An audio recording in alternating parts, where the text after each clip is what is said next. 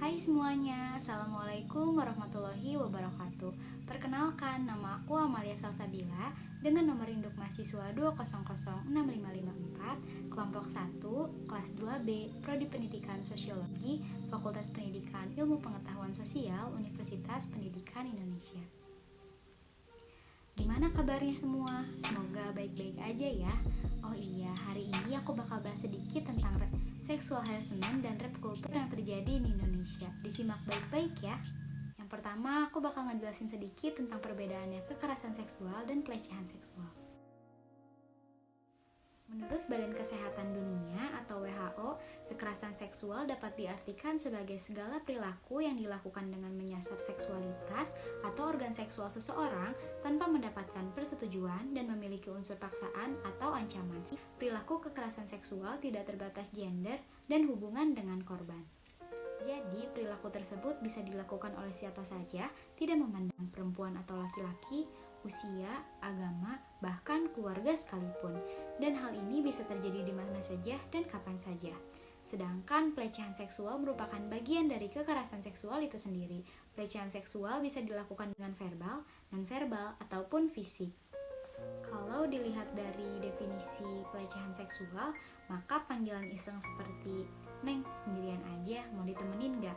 atau catcalling itu juga sudah termasuk ke dalam pelecehan seksual loh. Nyambung sama pembahasan yang tadi nih, terlihat jelas bahwa Indonesia juga punya permasalahan rap culture. Apa sih rap culture itu?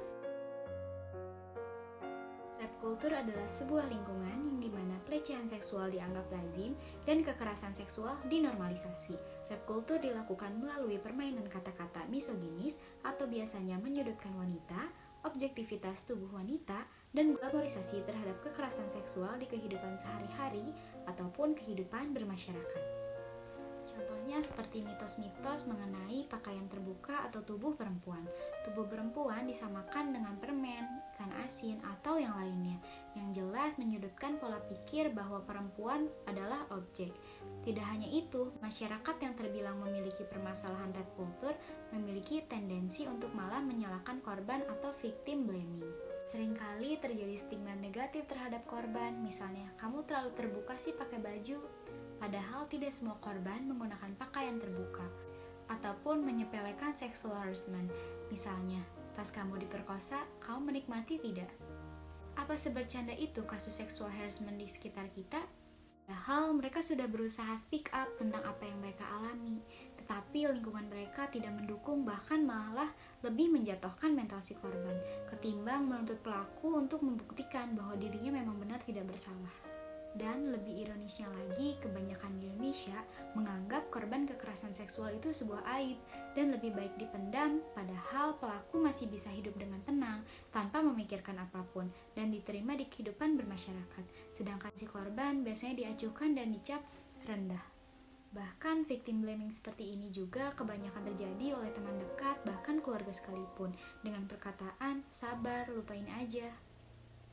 Karena sebagian besar masyarakat Indonesia masih menganggap tabu hal yang berbau seksualitas, jadi konotasinya selalu negatif, yang membuat orang terdekat atau keluarga sekalipun menganggap itu adalah aib yang harus disembunyikan. Dan untuk mengubah society itu sendiri bukanlah hal yang mudah, karena stigma masyarakat sudah paten, kalau cewek bekas sudah nggak worth it.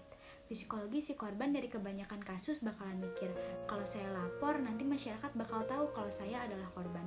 Jadi mereka lebih takut oleh pandangan masyarakat daripada buat hukum si pelaku. Itu yang bikin gak adil.